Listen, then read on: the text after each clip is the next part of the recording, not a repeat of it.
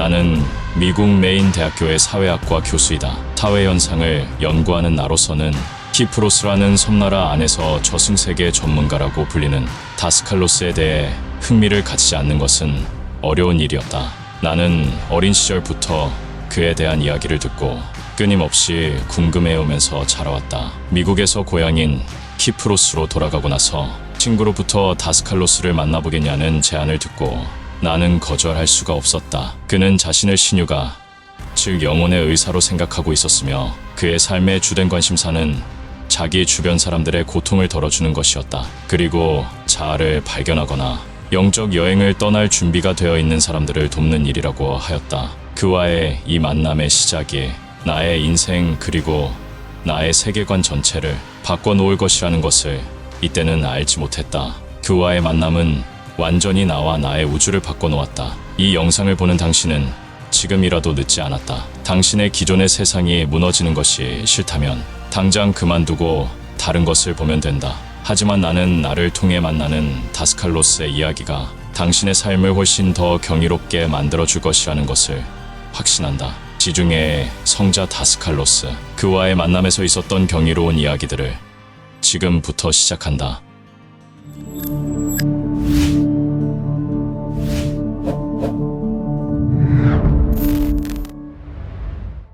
다스칼로스와 내가 친분을 가지고 있다는 사실에 대해서는 어느 선까지의 비밀을 지키려고 노력했음에도 불구하고 나의 친구와 친척들에게 이 사실이 알려지기 시작했다. 그러나 내 조사 활동의 성격에 대해서 점점 더 많은 사람들이 알게 되면서 그것은 뜻밖의 긍정적인 결과를 가져오기도 했다. 그 중에 하나는 다스칼로스의 도움을 구하는 사람들을 그에게 연결시켜주는 역할을 맡게 된 것으로서 그 빈도가 점점 더 잦아지고 있었기 때문에 나는 그것을 키프로스에서의 내 일상 활동의 일부분으로 여길 정도로 되어버렸다. 나는 그 역할을 매우 즐겼다는 것을 털어놓아야겠다. 왜냐하면 내가 그 역할을 맡아 나서지 않았더라면 여태껏 내가 목격한 많은 중요한 사건들이 일어나지 않았을 것이기 때문이다. 그 중에 한 경우가 척추를 앓고 있는 한 여인이었는데 그녀는 몇 주일 동안이나 척추가 완전히 마비된 채로 누워 있었다. 그것은 1981년 5월에 생긴 일이었다. 나는 2년 동안 키프로스를 떠나 있다가 막 돌아와 있던 참이었다. 나는 그동안 틈나는 대로 작성해두었던 기록들을 정리하는 작업을 계속하고 있었다. 이번에도 전과 마찬가지로 한 친구가 나에게 전화를 걸어 다스칼로스가 이 환자의 집을 방문해 줄 수 있을지 물어봐달라고 부탁했다. 그녀는 침대에 계속 누워 있어야만 했기 때문에 그녀를 그의 집으로 데려가는 것은 무리라는 것이었다. 움직일 때마다 그녀는 엄청난 통증을 느낀다고 했다. 환자는 지금까지 섬 안에 용하다는 의사는 다 찾아다녔지만 별 수가 없었다. 이스라엘까지 가보았지만 소용이 없었다. 허리의 상태는 점점 더 악화되고 있었다. 이렇게 절망적인 상태에서 그녀는 다스칼로스의 도움을 청하게 된 것이었다. 내가 다스칼로스에게 전화를 걸자 그는 곧바로 그녀를 방문하겠다고 했다. 나는 지체 없이 환자의 며느리와 함께 스트로볼로스로 차를 몰았다. 우리는 다스칼로스를 태우고 15분 만에 환자의 집에 도착했다. 그녀의 집은 쾌적했다. 마당에는 키프로스라면 어디서나 흔한 제스민과 온갖 색깔의 덩굴 장미, 레몬나무와 널따랗게 그늘을 들이운 포도 덩굴이 붙어 있었다. 부유한 집안인 것 같았다. 나중에 듣기로 그녀의 남편은 전자장비 수입업으로 성공한 사업가라고 했다. 여자 친척들이 집 안에 몇 명 있었다. 뉴잉글랜드에서 공부하고 있던 아들도 집으로 돌아와 있었다. 다스칼로스는 늘 그렇듯이 자신의 개인적인 사정과는 관계없이 쾌활한 표정이었다. 환자의 방에 들어서기 전에 그는 잠시 멈춰서서 방 밖의 벽에 걸려있는 그림을 구경했다.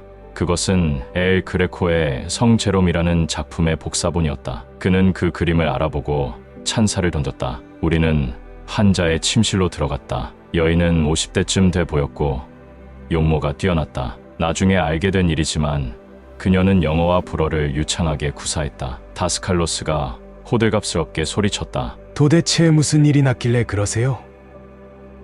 그의 장난기 어린 목소리에 금방 분위기가 풀어지자 여인은 얼굴에 미소를 띠고 척추가 계속 제자리에서 이탈되는데 의사들도 어쩌지 못하고 있다고 설명을 했다. 그녀는 키프로스와 이스라엘에서 척추를 제자리로 돌려보낸답시고 문자 그대로 척추를 비트는 끔찍한 시술을 받았다고 했다. 그러나 상태는 오히려 더 악화되어 버렸다. 이스라엘의 어느 유명한 전문의는 그녀의 경우는 치료가 불가능하므로 고통을 참고 사는 방법을 터득하는 수밖에 없을 것이라고 선언했다는 것이다. 이곳의 의사들도 그와 같은 말을 하고 있다고 했다. 다스칼로스는 더 이상 질문도 하지 않고 망설이는 기색도 없이 옆에 있던 두 여인에게 그녀를 엎드리게 하고 옷을 허리 위까지 벗기도록 지시했다. 나는 시술하는 전 과정을 가능한 한 가까이서 눈으로 확인할 욕심으로 문 곁에 지켜서 있었다. 다스칼로스는 손으로 여인의 등을 두드리고 부드럽게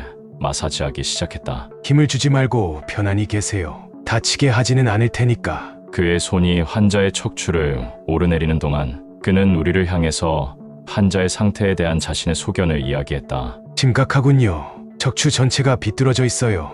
등뼈들이 완전히 어긋나 있고 뼈가 약해요. 그리고 그는 뼈를 부드럽고 연하게 만들어서 제자리로 돌려놓은 다음 다시 굳어지게 할 것이라고 설명했다. 그가 몇 분 동안 척추를 계속 두드린 후에 말했다. 와서 봐요.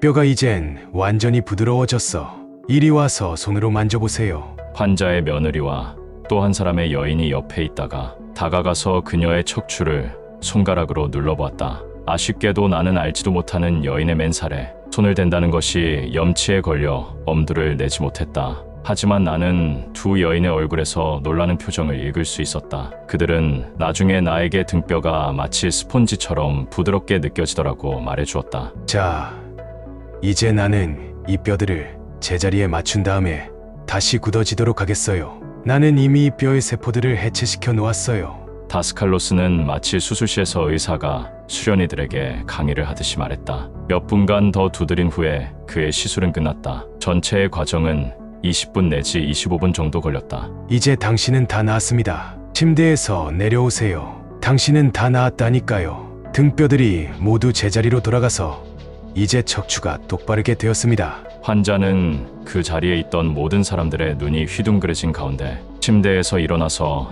아무런 도움도 받지 않고 고통도 없이 걸음을 옮기기 시작했다. 그녀의 얼굴이 흥분으로 빛났다. 이제 허리를 몇 번 굽혀보세요. 그녀는 시키는 대로 매우 쉽게 아무런 외관상의 어색함 없이 허리를 굽혔다. 그녀는 황홀한 표정으로 팔을 늘어뜨리고 안도의 한숨을 내쉬었다. 침실 안은 행복에 들뜬 분위기였다. 다스칼로스는 즐거운 표정이었지만 자신의 성공에 특별히 도취해 있는 것 같지는 않았다. 그는 마치 산파가 아이를 성공적으로 잘 받아낸 것처럼 그 일을 그저 평범하게 받아들이는 것이었다. 환자는 자유롭게 이리저리 걸어보다가 손수 커피를 끓여주겠다고 자청했다. 우리는 쾌히 응락하고 거실로 나가 앉았다. 커피가 차려져 나오자 다스칼로스는 농담을 해가면서 즐겁게 커피를 마셨다. 그는 유별나게 터키식 커피를 좋아했다. 떠나기 전에 다스칼로스는 환자인 카티나 부인에게 피해야 할 음식에 대해서 일러주었다. 그가 말하는 동안 그녀는 주의 깊게 듣고 있었다. 매일 비타민 B군을 섭취해야만 합니다.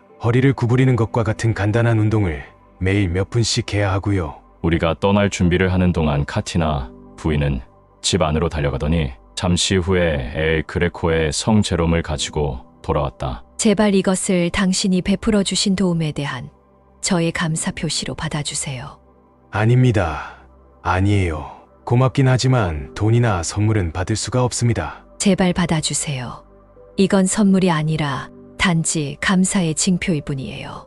다스칼레, 부인의 말씀이 맞습니다. 이것을 하나의 기념물 이상으로 생각할 필요는 없을 것 같군요. 게다가 복사본에 지나지 않는 거려 뭘. 나의 중재가 성공했다. 다스칼로스가 머리를 흔들면서 마지못해 그림을 받았다. 하지만 자신이 옳은 짓을 하고 있는 것인지 자신이 없다는 듯 혼잣말로 선물을 받을 생각은 없었는데 하고 중얼거렸다. 카티나 부인은 기쁜 표정으로 미소를 짓고 있었다. 그날 늦게 그 기적을 전해 듣고 놀란 그녀의 남편과 친척들은 다음 날 새벽까지 잔치를 열었다. 한편 카티나 부인은 자신이 낳았다는 사실이 믿어지지가 않아서 그날 오후 자신을 담당했던 방사선과 의사를 찾아갔다. 새로 찍은 X선 사진은 놀랍게도 겨우 일주일 전에 찍은 것과 비교할 수 없을 정도로 현격한 차이를 보여주었다. 새로운 사진은 정상적인 척추를 보여주고 있었던 것이다. 나는 며칠 후 카티나 부인을 다시 찾아갔다. 그녀는 이전에 아팠던 흔적은 찾아볼 수도 없을 정도의 매우 건강한 상태로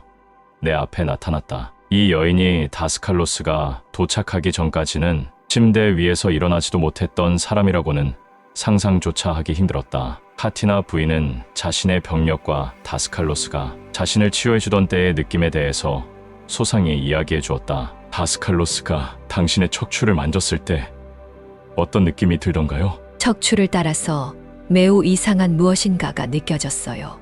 그것은 전류와도 같았는데 마치 개미가 척추를 아래 위로 기어 다니는 것 같았어요. 처음에는 전에 병원에서 척추를 뒤틀리면서 당했던 끔찍한 고통이 생각나서 힘을 줬지요. 똑같은 일을 다시 당할까봐 겁이 났던 거예요. 다스칼로스는 내가 두려워한다는 것을 알고는 긴장을 풀라고 말하더군요. 나는 그녀가 어느 정도로 다스칼로스가 자신을 낫게 해줄 수 있을 것이라고 믿었는지를 알고 싶었다. 그녀의 기적적인 회복에 자기암시적인 요인이 작용했는지를 알고 싶었던 것이다. 나는 우선 그녀에게 전에 다스칼로스를 만난 일이 있느냐고 물어보았다. 예, 있어요. 여러 해 전에 제 아들이 2살 때였는데 온몸에 종기가 나서 그에게 데리고 갔었지요. 친구가 우리를 그에게 데려가기 전까지 우리는 수많은 전문의를 찾아다니고 온갖 식이요법을 다 해보고 검사란 검사는 다 받아보고 여러 가지 약을 발라보았지만 아무 소용이 없었어요. 그는 아이를 보자마자 아이에게는 아무 문제도 없다는 것이었어요. 단지 우유와 단 것에 대해서 과민 반응이 있는 것일 뿐이라는 거예요. 2가지 모두 먹이지 말라고 그가 말하더군요. 단지 아이를 눈으로 보기만 하고 그렇게 말했단 말씀이죠? 예, 그저 보기만 하고 말이에요. 나는 의사에게 달려가서 그것을 말했지요. 의사가 말했어요. 한번 해봅시다. 그리고 경과를 지켜보지요. 우유와 단 것을 먹이지 않은 지 나흘이 지나자 종기가 모두 없어져 버렸어요. 닷새째 되던 날 의사가 말했습니다. 아이에게 우유를 다시 주고 어떻게 되는지를 한번 지켜봅시다. 이틀이 지나자 종기가 다시 나타났어요. 그래서 우리는 더 이상 우유를 주지 않았고 그 이후로 종기는 사라졌어요. 저희 어머니가 백혈병으로 누우셨을 때 저는 다스칼로스를 또 한 번 찾아갔습니다. 우리는 그것이 백혈병인지도 몰랐어요. 어머니는 오랫동안 아팠었지요. 비장이 너무 부어올라 콩팥 하나가 못 쓰게 되었어요. 그 당시에 이곳에는 전문의가 없었기 때문에 아무것도 할 수가 없었어요. 의사는 우리에게 어머니를 그리스나 영국으로 보내라고 권했습니다. 저는 어머니께서 이미 그리스에 가 계실 때 다스칼로스를 찾아갔던 거예요. 그는 어머니의 사진을 만져보는 순간 말했어요. 어머니는 비장이 나쁘시군요. 백혈구가 증가되는 것은 비장 때문입니다. 그는 저에게 걱정하지 말라고 했어요. 키프로스의 의사들은 우리에게 희망적인 말을 해주지 못했어요. 그들은 백혈구의 숫자가 18,700개나 되는 것을 발견했습니다. 정상 수치는 8,000개에서 10,000개 사이라더군요. 다스칼로스가 말했어요. 어머니는 아테네에서 치료를 받고 나서 돌아오실 겁니다. 그것은 정확히 맞았어요. 어머니는 그 후 8년을 더 사셨지요. 그러다가 저희 형부가 병이 나자 어머니는 정신적인 충격을 받아 괴로워하셨어요. 비장이 금방 부어올랐지요. 우리는 어머니를 다시 그리스로 데려갔어요. 하지만 의사들은 이제 손을 쓸 수가 없다고 하더군요. 저는 다시 다스칼로스를 찾아갔어요. 그가 말하더군요. 유감이군요. 이것이 그녀의 마지막이라고 생각합니다. 어머니는 며칠 후에 돌아가셨어요. 그가 말해준 것은 모두 실현된 셈이지요. 그렇다면 다스칼로스가 그날 이곳에 왔을 때 당신은 그가 당신을 치유할 능력을 가지고 있다고 믿었나요? 카티나 부인은 나의 질문에 잠시 머뭇거리면서 생각에 잠겼다. 사실은 완전히 믿고 있었다고는 말할 수가 없어요. 왜냐하면 사람들이 그에 대해 말했을 때 나는 그가 단지 병의 진단에만 능한 줄 알았지. 고치기도 한다는 것은 몰랐었거든요. 그래서 나는 혼자 이젠 더 이상 손해볼 것도 없는데 한번 해보지 뭐 왜 진짜 그를 생각하지 못했을까 하고 생각했지요. 그녀가 X선 사진을 가져와서 우리는 그것을 함께 들여다보았다. 나는 그것을 내가 며칠 동안 빌려가도 될지 물어보았다. 그녀는 자신의 시연이 끝났음을 확신했는지 내가 그것을 아주 가져도 좋다고 말했다. 그녀는 또 자신의 병력에 관한 기록도 모두 나에게 주었다. 나는 그녀가 필요로 한다면 언제든지 돌려주겠다고 약속하고 그것을 받았다. 내가 아는 한 카티나 부인의 허리는 재발하지 않았다. 내가 그녀를 마지막으로 본 것은 그녀가 낳은 지 한 달 후 다스칼로스의 집에서였다. 그녀는 역시 척추를 앓고 있는 친구를 데려왔다. 나는 그 일을 지켜보지는 못했지만 다스칼로스는 그녀도 역시 고쳐주었다고 했다. 그녀는 영국인이었는데 허리가 제대로 움직여지지 않아서 똑바로 걸을 수가 없었다는 것이다. 역시 몇 번의 수술에도 불구하고 의사들은 도움이 되지 않았다고 했다. 나는 이와 비슷하게 인상적이었던 사례로서 다스칼로스가 칠순의 노파를 고쳐주는 것을 목격한 적이 있다. 카티나 부인의 경우와 마찬가지로 의사들은 그녀를 포기했다. 이번에도 노파는 나를 통해서 다스칼로스에게 소개되었다. 환자는 걸을 수가 없어서 우리가 안고 가야 했다. 낳은 다음에 그녀는 부축을 받지 않고 자유롭게 이리저리 움직이기 시작했다. 다스칼로스의 말로는 나이 때문에 완전한 회복은 불가능했지만 문제의 80%는 사라졌다는 것이다. 그녀는 거의 완전 마비 상태에서 이제는 해변에 수영하러 갈 수도 있을 만큼 회복이 되어 있었다. 과학자들은 이러한 신유의 사례를 잘 기록된 것이라고 할지라도 종종 무시해버린다. 하지만 그런 현상을 설명하거나 혹은 무시할 만한 과학적인 근거는 없는 것 같다. 나는 카티나 부인의 경우를 통해서 내가 관찰한 것이 현재의 과학이론의 테두리 안에서는 설명할 수 없는 것임을 깨닫기 시작했다. 예컨대 자기암시 같은 것이 그녀의 갑작스런 회복에 결정적인 요인이 된 것 같지는 않았다는 말이다. 의학 외적인 요법을 배우는 학생들은 그러한 현상을 요법가와 환자가 공유하고 있는 공통된 믿음과 인식의 문화적 기반 위에 일종의 자기암시와 최면이 작용한 것으로 보는 것이 가장 그럴듯한 설명이 될 수 있다고 주장해왔다. 대개의 전통적 혹은 종교적인 요법가들은 호의적인 문화적 배경 속에서 시술을 하며 그들의 치료의식은 고조된 감정과 극적인 요소로 충만해 있다. 다스칼로스는 자신의 작업이나 우주관에 대해 호의적이라고 하기에는 거리가 멀리 있는 문화적 배경 속에서 차라리 한 사람의 이단자처럼 행동했다. 환자들은 흔히 자신이 스트로볼로스의 마법사를 방문했던 사실을 친구나 친척들 앞에서는 감추려고 했다. 다스칼로스는 가끔 나에게 자신은 마치 돌투성이의 황무지에서 쟁기질을 하고 있는 것처럼 느낀다고 말하곤 했다. 카티나 부인의 경우는 나에게는 예외적인 것이었다. 단숨에 극적으로 나아버린 상황뿐만이 아니라 가장 중요한 것은 내가 수중에 그녀의 병력 기록과 X선 사진을 가지고 있다는 사실 때문이었다. 그것은 가장 지독한 회의론과도 맞설 수 있는 실질적인 증거물이었다. 나는 카티나 부인의 경우야말로 의학 외적인 치료에 관한 연구의 권위자인 제롬 프랑크가 진짜 기적으로 분류한 얼마 안 되는 사례 속에 포함될 만한 것이라고 생각했다. 그의 책 믿음과 치유에서 그는 어떤 사람들은 과학적인 설명이 불가능한 신유의 능력을 지니고 있는 것 같다고 피력했다. 그는 또 어떤 요법가들이 생명력이라고 불리는 우주적 치유력의 통로 역할을 할 수 있다고 하는 사실에 대해서 그 증거는 충분하므로 그럴 가능성을 무시해서는 안 된다고 말하고 있다. 그리고 그는 이것을 표현할 수 있는 적당한 말이 없으므로 다만 초자연적이라고 설명할 수밖에 없다고 했다. 나는 카티나 부인 사건이 있은 다음 날 정규 모임에서 다스칼로스를 만났다. 마침 주제는 신유에 관한 것이었고 그는 신유가의 역할에 대해서 이야기하고 있었다. 다스칼로스가 짧은 기도를 드린 다음 강의를 시작했다. 모든 병은 심령이 지적 상황의 결과입니다. 그렇다면 여러분은 바이러스의 영향에 대해서 의문을 가지게 되겠지요. 의학이 보여주는 바 미생물과 바이러스는 인간의 몸속에 헤아릴 수 없이 많이 존재합니다. 그러면 왜 어떤 이는 그런 미생물들에 대해서 그토록 둔감하고 또 어떤 이는 그토록 취약할까요?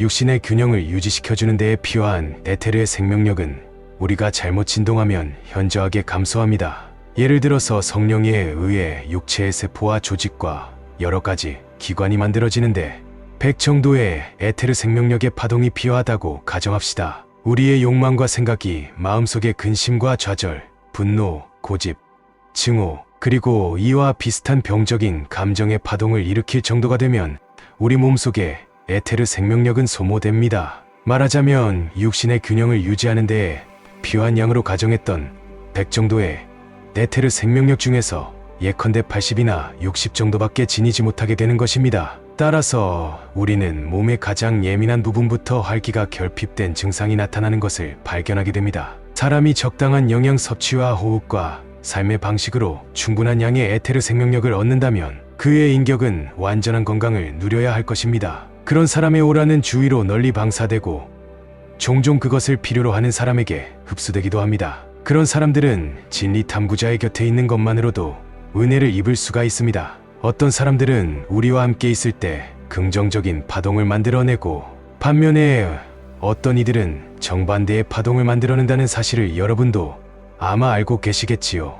어떤 사람과 함께 할 때 기쁨을 느끼는 것은 그들에게서 에테르의 생명력이 넘치도록 뿜어나오기 때문입니다. 생명력이 모자라는 사람들은 우리의 에테르 생명력을 빼앗아갑니다. 이웃들에게 봉사하고자 하는 진리의 탐구자들은 자신의 오라가 깨끗하고 밝게 빛나도록 노력해야만 합니다. 자신의 생명력을 빼앗아가는 이웃들에 의해서 힘이 소모되어 가는 것을 느끼더라도 그것을 거부해서는 안 됩니다. 이런 사람들이야말로 우리의 도움을 가장 필요로 하는 사람들입니다. 우리의 건강을 지켜주는 것은 이 에테르의 생명력이며 우리는 그것을 필요로 하는 사람들에게 베풀어줄 준비가 되어 있어야만 합니다. 우리가 하느님께 우리의 일용할 양식을 달라고 기도할 때 사실은 생명력을 주는 에테르를 구하고 있는 것입니다. 우리가 간구하는 것은 빵이 아닙니다. 에테르의 생명력은 육신을 건강하게 유지하는 데에만 필요한 것이 아니라 심령체와 의지체를 유지하는 데에도 필요합니다. 다스칼로스는 제자들의 질문을 기다리며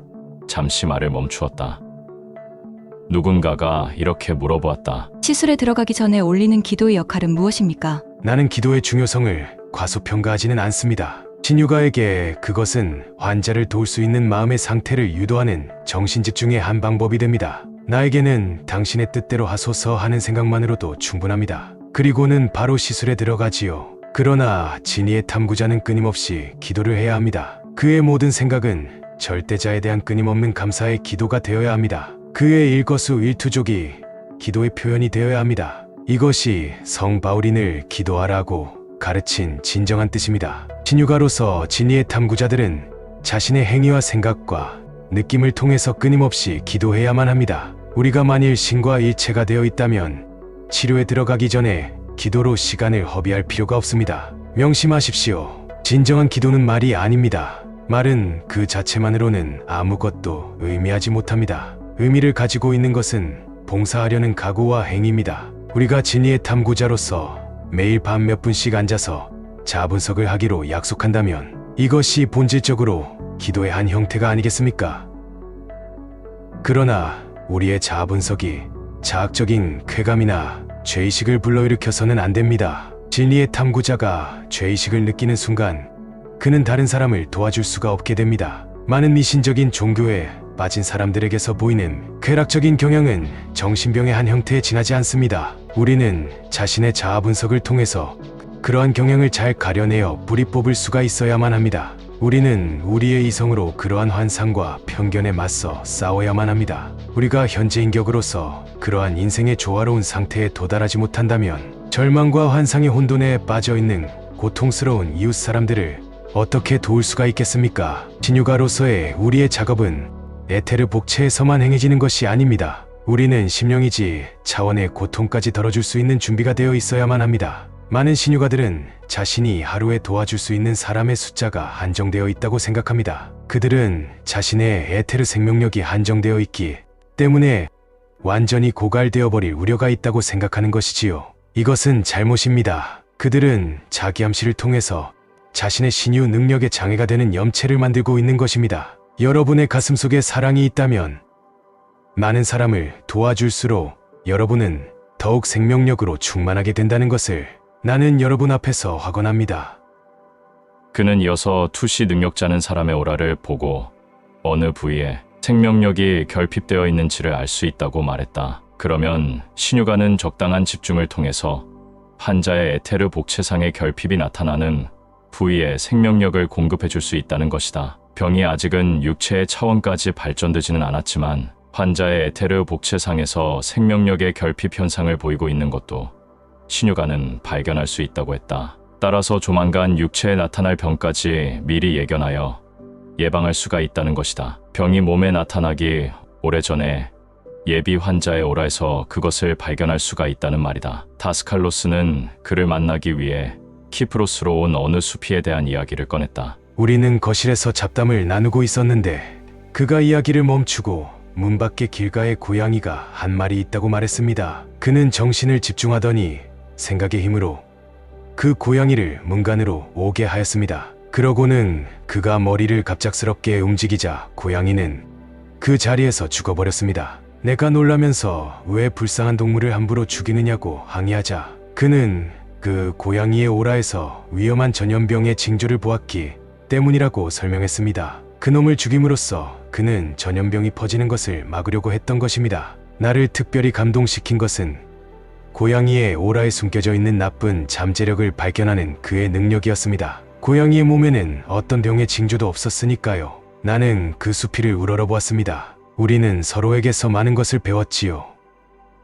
나는 다스칼로스에게 그가 모든 경우에 대해서 그것이 치료될 수 있는 것인지 아닌지를 미리 예견할 수 있는지를 물어보았다. 그의 치료가 성공률이 높은 것이 특히 인상적이었기 때문에 이렇게 물어본 것이다. 그는 환자의 카르마에 따라 병이 나을 것인지 아닌지를 미리 알 수 있으므로 나을 수 있는 경우에만 도와주는 것이 아닐까 하고 의심해보고 있었던 것이다. 나는 다스칼로스가 손을 대어서 최소한 부분적인 성공을 거두지 못한 예를 기억하지 못한다. 예컨대 나는 카티나 부인의 경우에 다스칼로스는 그녀가 그날 아침 당장 걸을 수 있게 되리라는 것을 미리 알고 있었다고 확신한다. 다른 경우에는 그는 이것은 희망이 없지만 아무튼 노력해보겠다는 식으로 단순하게 말하곤 했던 것이다. 정한 듯이 그의 예상은 어느 경우든 다 맞았다.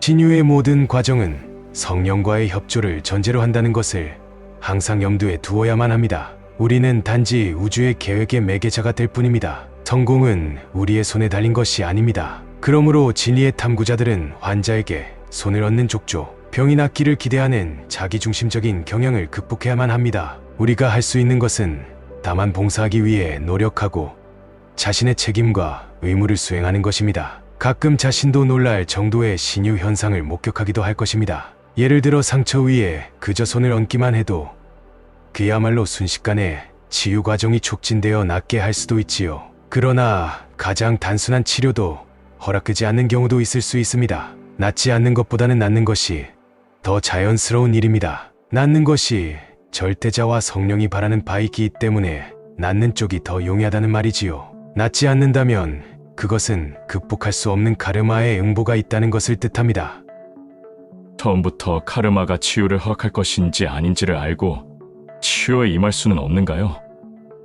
그것은 불가능합니다. 이미 설명했지만 병이 낫고 안 낫고를 결정하는 것은 우리의 능력 밖의 일입니다. 신유가로서 우리는 우리를 필요로 하는 사람들을 돕기 위해서 언제나 자신의 에테르 에너지를 줄 준비가 되어 있어야만 합니다. 돕고자 하는 우리의 소망만으로도 치유의 염체가 절로 만들어져서 환자의 오라에 남아있게 됩니다. 그는 아무런 직접적인 효과를 느끼지 못할지도 모르지만 그 염체는 그의 오라에 남게 됩니다. 카르마의 응보는 미래의 어느 때인가에 극복될 수도 있습니다. 그렇게 되면 비로소 그 염체가 활동하여 치유를 가능케 하는 것입니다. 그러므로 어떤 환자가 여러분의 도움을 구해서 몇 번을 찾아오든 간에 절대로 거절해서는 안 됩니다. 여러분은 병이 낫든 말든 상관하지 않고 똑같은 작업을 기꺼이 반복할 수 있어야만 합니다. 그를 진실로 돕고자 하는 우리의 마음이 그의 오라 위에 남아있는 치유의 염체에 더욱 힘을 주는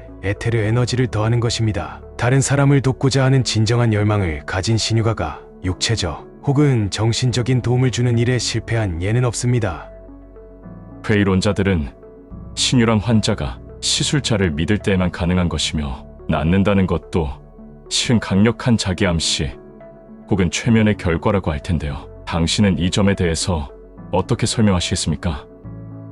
그들의 말도 어느 정도는 옳습니다. 자기암 씨와 최면은 종종 치료를 위해서 필요한 조건이 됩니다. 우리의 건강 상태는 결국 우리의 생각과 감정의 산물입니다. 나는 지금 25년 동안 소아마비로 고생해온 한 경찰관을 도와주려고 애쓰고 있는데 큰 어려움에 봉착해 있습니다. 그는 공상에 빠지기를 좋아하는데 종종 그것이 그의 건강을 갉아먹는 해로운 자기암 씨가 되어버립니다. 우리는 매주 한 번씩 만나는데 그는 내가 만들어 놓은 것을 자신의 나쁜 성격으로 다 깨뜨려 버립니다. 나는 그에게 그의 태도가 자신의 에테르, 생명력을 소진시켜 버려 병이 낫지 못하게 한다는 것을 깨닫게 해주려고 애쓰고 있습니다. 그는 자신이 빨리 회복될 수 있을지를 의심합니다. 그 의심이 그의 회복을 지체시키는 일종의 부정적인 자기암시로 작용하지요. 이 경우와 한 무식한 농부의 경우를 비교해 볼까요? 그는 어느 날 트랙터를 몰고 있는데 어떤 사악한 기운이 자기를 엄습해왔다고 주장했습니다. 스스로 만들어낸 이 부정적인 자기암시의 결과로 그는 마비 상태가 되어버렸습니다. 의사들은 그의 병을 복합 동맥경화증이라고 진단했습니다. 말도 안 되는 소리지요. 문제의 진짜 원인을 발견하지 못하면 그들은 병명을 지어내어 거기에다 책임을 떠맡겨버리는 것이지요. 그는 3년 동안이나 휠체어에서 살았습니다. 그는 심리적으로 폐허 상태가 되었습니다. 그에게는 먹여 살려야 할 아이가 5이나 있었고 그의 동생은 헐값에 트랙터를 가져가 버렸습니다. 농부는 울화가 폭발하기 직전이었습니다. 어느 날 밤 그는 자는 동안 잠재의식으로 나와 접촉하게 되었습니다. 그는 나의 얼굴을 보았고 꿈속의 한 목소리가 스트로볼로스의 마법사가 고쳐줄 수 있을 테니 가보라고 하는 소리를 들었습니다. 그가 우리 집 문을 두드린 것이 새벽 1시였던 것을 기억하고 있습니다. 그는 휠체어를 타고 부인과 동생 그리고 장남과 함께 왔습니다. 그는 계속 나를 노려보았습니다. 바로 당신이요. 그는 마비된 얼굴로 이렇게 말했습니다. 나에게 무엇을 원하는 거요? 내가 대꾸했지요. 이 개망나니 같은 내 동생이 지난 3년 동안 나를 착취해 먹었소. 이 녀석은 나의 트랙터를 사용하면서 내게 겨우 빵 부스러기만 조금 주고 있어요. 나는 나의 아이들을 위해서 일하고 싶소. 전처럼 내 트랙터를 몰며 일하고 싶단 말이오. 나는 그를 부리고 싶지. 그의 선심에 기대어 살고 싶지는 않아요. 나는 나을 거요. 난 나을 거라는 사실을 알고 있어요. 내가 여기 온 이유는 바로 그거요. 그는 정말 자신이 나을 것이라는 확신과 기대에 가득 차 있었습니다. 신유가는 그런 좋은 기회가 지나가도록 보고만 있어서는 안 됩니다. 내가 말했지요. 아무렴요. 당신은 나을 겁니다. 어떻게 나을지 나에게 말해줄 수 있습니까?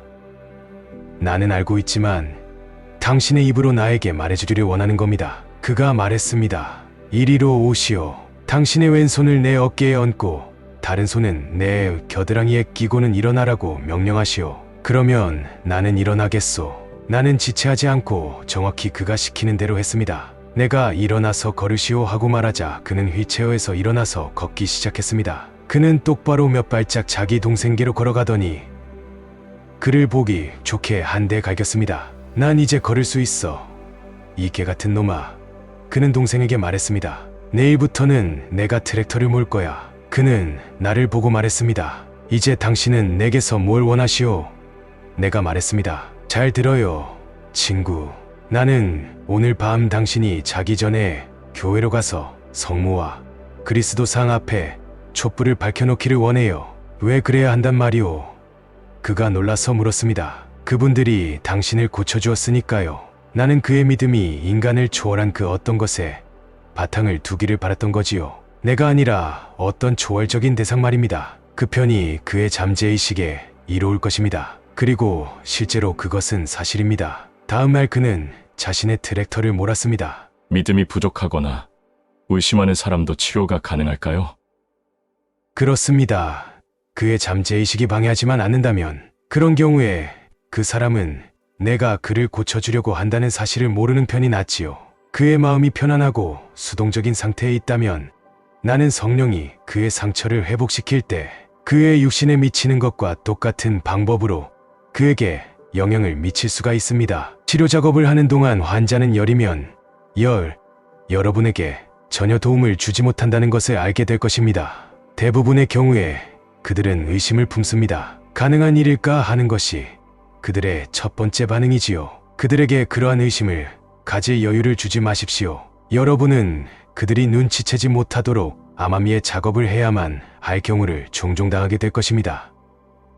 또한 부정적인 생각을 가지고 있는 환자는 신유의 에너지가 자신의 오라를 침투하지 못하도록 주위의 염체의 장벽을 둘러치고 있다고 다스칼로스는 말했다. 그는 치유할 때에 그것을 믿지 않는 사람들이 주위에 있지 못하게 함으로써 그들의 생각에 의해서 만들어진 부정적인 염체가 치료를 방해하지 못하도록 하라고 일러주었다. 이와 반대로 협조적인 마음을 가진 보호자는 치료가가 시술하는 데 도움이 되는 파동을 만들 수 있다고 했다. 시술자가 충분한 능력을 가졌을 때에는 환자나 보호자가 만들어낸 부정적인 염체를 중화시킬 수도 있다. 그러나 환자가 스스로 자기 암시를 하거나 시술자가 적당한 암시를 주어 환자가 잘 받아들이도록 하는 것이 언제나 좋은 방법이다. 나는 전에 다스칼로스로부터 해변의 휴양지에서 우연히 만난 척추장애 자를 고쳐준 이야기를 들은 적이 있다. 다스칼로스와 테오파니스가 바닷가에서 하루를 보내고 있었다. 그들이 일광욕을 하고 있을 때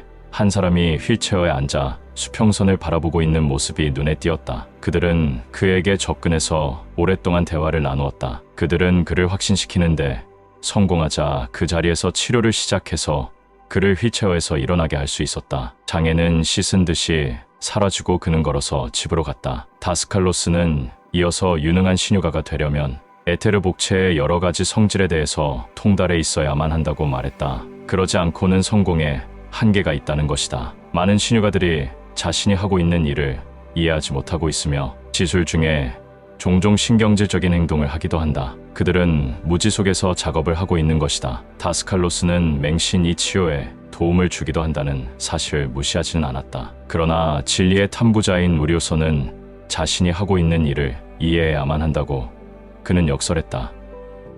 최근에 나를 찾아온 병아리 신유가인 한 영국 여성의 이야기를 해드리지요. 그녀와 함께 있을 때 마침 심한 관절염으로 고생하고 있는 환자가 나를 찾아왔습니다. 그녀는 그 환자를 자기가 봐주겠다고 나섰습니다. 좋습니다. 해보세요. 당신은 할 수 있습니다. 하고 내가 허락했습니다. 환자의 손은 많이 부어 있었고 손가락이 몹시 상해 있었습니다. 그녀는 눈을 감고 손을 신경질적으로 아래 위로 움직이기 시작했습니다. 아마도 그것은 자신감과 믿음을 얻는 그녀 나름의 방법이었겠지요. 비키세요. 다스칼레. 악마를 떨어내어 버릴 테니까요. 그녀는 자신이 환자의 손에서 악마를 떨어내고 있다고 믿고 있었습니다. 그녀는 결국 성공했습니다. 환자가 떠난 다음에 그녀에게 어떻게 한 것인지를 물어보았습니다. 저는 악마를 쫓아냈어요 하고 그녀가 대답했습니다. 그녀는 자신이 실제로는 에테르, 생명력의 운동성을 이용해서 기운을 환자에게로 보내주었다는 사실을 모르고 있었습니다. 그녀는 자신도 모르는 사이에 반최면 상태가 되었던 것이지요. 입을 벌린 채 지켜보고 있었던 환자도 아마 반최면 상태였을 겁니다. 손을 왜 흔드셨는지요? 하고 내가 물어보았습니다. 예, 그것은 악마를 던져버리기 위해서였죠. 라고 그녀는 답했습니다. 어디다가요? 마룻바닥에? 아니면 벽에다. 그녀는 병을 낫게 하긴 했지만 그 이유는 모르고 있었습니다. 우리는 진리의 탐구자로서 우리가 하고 있는 일에 대해 의식이 완전히 깨어 있어야만 합니다. 그래야만 치료도 훨씬 더 효과적이고 강력해지게 됩니다. 이야기한 것과 같은 신경질적인 방법은 신유 현상을 일으킬 수는 있을지 몰라도 한편으로는 잠재의식 속에 불필요한 장애를 일으켜 놓을 우려가 있습니다. 유럽과 기타 다른 지역의 많은 신유가들이 에테르 복체의 기능과 성질에 대해서 잘 모르고 있습니다. 그들은 맹목적인 신념만 가지고 작업을 합니다. 그들이 제한적인 성과밖에 거두지 못하는 이유는 이 때문입니다. 예를 들어 부러진 척추를 고치자면 에테르의 여러 가지 성질에 대해서 숙지해야 할 뿐만이 아니라 인체의 부학에 대해서도 알고 있어야만 합니다. 오늘도 나는 한 환자의 척추 이상을 봐주었습니다. 두 자매가 곁에서 도와주었지요. 환자의 등뼈는 어긋나 있었고 그는 다리에 심한 통증을 느끼고 있었습니다. 이런 경우에 신념만으로 치료하는 사람들이 할 수 있는 최대한의 일이란 아마도 며칠 동안 통증을 없애주는 정도일 것입니다. 이런 병을 맹목적인 신념만 가지고 다룬다는 것은 매우 어려운 일일 것입니다. 에테르의 생명력을 운용하는 방법과 척추의 구조에 대한 확실한 지식이 없으면 등뼈를 제자리에 맞추는 일은 불가능합니다. 나는 에테르의 복제성을 이용해서 환자의 몸 안에 2개의 에테르 손을 만들어 넣었습니다. 그리고 에테르의 감지하는 성질을 이용해서 에테르의 손가락 끝으로 척추 이상을 만져보고 등뼈를 제자리에 맞추어 놓았습니다. 그러니까 4개의 손이 작업하고 있었던 셈이지요. 내 육신의 손과 환자의 몸 안에 있는 에테르 손 말입니다. 에테르 에너지는 동시에 작용하는 4가지 성질을 지니고 있다는 것을 다스칼로스는 반복해서 강조했다. 그것은 감각, 운동, 복제, 창조의 성질이다. 운동의 성질이란 혈액순환, 심장의 박동, 허파의 운동, 사지운동, 신진대사 등등의 운동을 가능케 하는 성질을 말하며 감각의 성질이란 감각 경험과 느낌, 정서의 존재를 가능케 하는 에테르의 성질을 의미한다. 복제의 성질은 이지계의 형상을 만드는 것, 즉 생각 자체, 그리고 텔레파시나 염력 이동 현상, 그리고 유체 이탈 등을 가능케 해준다. 그리고 창조적인 성질이란 육체를 이루거나 만들고 유지하는 것을 가능케 하는 성질을 말한다. 에테르의 창조적 성질이 없다면 신유 현상이 일어날 수 없다고 다스칼로스가 말했다. 그는 제자들에게 당분간 에테르의 이 창조적인 성질에 관해서는 신경을 쓰지 말라고 일렀다. 그것은 성령이 직접적으로 감독하고 통제하는 성질이라는 것이다. 대신 그는 에테르 에너지의 감각, 운동, 복제의 성질에 대해서 우선 숙달되도록 하라고 당부했다. 이 성질들에 익숙해지기 위해서 치료에 이용할 수 있는 강력하고 살아있는 시각 형상을 만드는 것을 연습하시시오. 여러분이 그런 신성한 염체를 만들어내는 순간 그것에는 저절로 로고스와 성령의 영역에 속한 것인 에테르의 창조적 성질이 충전될 것입니다. 앞으로 보름간 다음과 같은 연습을 하시기 바랍니다. 눈을 감고 에테르의 눈으로 오른손에 테니스 공만 한 크기의 눈부시게 흰 빛을 내는 공을 들고 있는 자신의 모습을 상상해 보시시오. 여러분은 지금 에테르의 복제성을 실습하고 있는 것입니다. 그것을 손 안에서 느껴보세요. 그것은 살아 진동하는 빛입니다. 이것이 에테르의 감지성을 숙달시키는 연습입니다. 여러분이 만든 것은 원격 치료에 이용될 수 있는 생각욕망의 염체입니다. 병으로 고생하고 있는 한 사람을 생각하고 그 광구를 그에게 보내어 그의 몸 전체를 감싸게 하세요. 이제 여러분은 에테르의 운동성을 연습하고 있습니다. 여러분이 염체를 만드는데 집중할 수 있는 힘이 커지면 커질수록 그것이 치료에서 발휘하는 가치도 더욱 커집니다. 성령은 자동적으로 이 광구를 창조의 에너지로 채워줍니다. 다스칼로스는 이어서 에테르의 감지하는 성질을 숙지하는 일은 환자의 병을 먼 곳에서 알아내는데 필수적인 것이라고 말했다. 환자의 사진을 들면 그의 자기장과 접촉하여 그의 파동을 느낄 수가 있다는 것이다. 그렇게 해서 환자의 병을 진단할 수 있게 되는 것이다. 다스칼로스가 강의를 마쳤다. 방 안의 사람들도 모두 떠날 준비를 하고 있었다. 나는 마지막 질문을 위해 껐던 녹음기를 다시 틀었다. 나의 의문은 치료에서의 색채의 역할에 대한 것이었다. 그는 여러 가지 색깔의 염체를 만들어서 환자에게 보내면 원격 치료가 가능하다고 여러 번 말한 적이 있었다. 아마도 병에 따라 그에 적합한 색깔이 있을 것이다.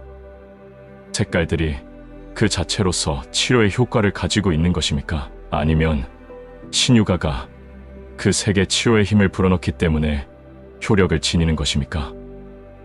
무엇보다도 색깔이란 존재하지 않습니다. 단지 우리에게 색채감을 느끼게 하는 에테르의 파동만 존재할 뿐이지요. 색깔은 또한 소리이며 빛이고 운동이며 그리고 여러 가지 다른 것들입니다. 예컨대 내가 이것을 빨강색이라고 할 때 그것은 단지 눈이 이 주파수의 파동의 자극을 받아들여 뇌의 한 부분에 전달했다는 것을 의미할 뿐입니다. 그 다음에 자아의식을 지닌 현재 인격이 그 자극을 빨강색으로 해석하는 것입니다. 주변에서 이와 동일한 파동을 바라는 것은 무엇이든지 우리에게 정확히 빨강색의 느낌을 일으킵니다. 물질의 형성을 포함해서 존재하는 모든 것은 진동 주파수의 산물입니다. 우리는 어떤 특정한 진동 주파수와 그것을 받아들이는 두뇌의 해당 중추가 결합해서 어떤 결과, 예컨대 평온하고 차분한 느낌을 가져온다는 것을 알았습니다. 그래서 우리는 이 특정한 색깔에 다음과 같은 성질이 있는 것이라고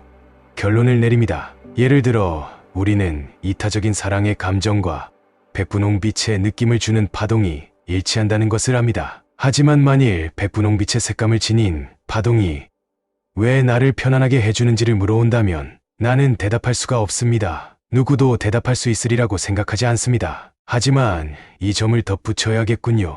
어떤 사람을 평온하게 해줄 수 있는 색깔이 다른 사람에게는 반대의 효과를 낼 수도 있다는 것입니다. 하지만 일반적으로 백분홍빛은 대부분의 사람들에게 마음을 편안하게 해주는 효과가 있다고 말할 수는 있겠지요. 그러나 매우 신경질적인 사람을 백분홍빛으로 칠해진 방 안에 두면 그는 더욱 신경이 날카로워질 수도 있습니다. 아내가 침실에 그런 색을 칠했기 때문에 이혼할 뻔했던 부부의 경우를 기억합니다. 그 색이 왜 남편을 흥분시켰을까요?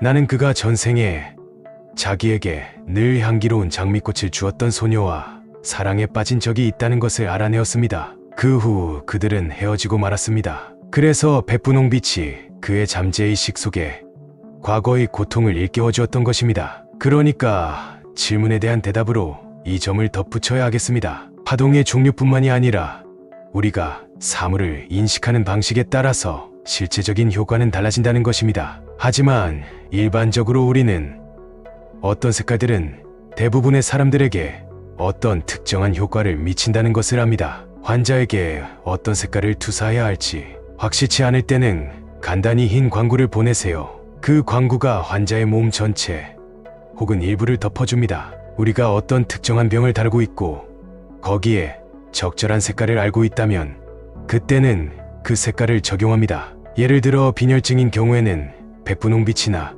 오렌지 색깔을 마음속으로 방사할 수 있습니다. 절대로 빨간색을 보내서는 안 됩니다. 빨간색은 초조와 혼돈과 절망감을 일으키거든요. 또 고혈압인 사람에게 빨간색을 보내서도 안 됩니다. 검붉은색은 특수한 경우에만 소량이 허용될 뿐입니다. 암의 경우에는 보라색 광구를 만들어 종양의 중심부에다 놓아둡니다. 종양이 사라진 다음에는 이 색깔의 염체를 반드시 떼내어서 파괴해야만 합니다. 대충 어떤 치료에서든 가장 안전하게 이용할 수 있는 것은 백색광이라는 것을 알아두세요. 진동하는 백색광은 아무에게도 해가 되지 않습니다. 다스칼로스는 강의를 마치면서 제자들에게 명상 수행과 자아 분석을 매일 체계적으로 해나가라고 당부했다. 여러분은 자신의 인격으로부터 모든 이기심의 잔재를 제거해 나가야 합니다. 그것은 다스칼로스가 틈만 나면 한결같이 되풀이하는 가르침이었다. 나는 신유에 관한 토론을 계속하기 위해 다음날 그와 만나기로 약속을 했다. 나는 이 주제에 관해서 많은 의문을 가지고 있었다. 특히 카티나 부인의 경우에 관해서 말이다. 다스칼로스는 언제라도 나의 개인 교사가 되어주기를 마다하지 않았다.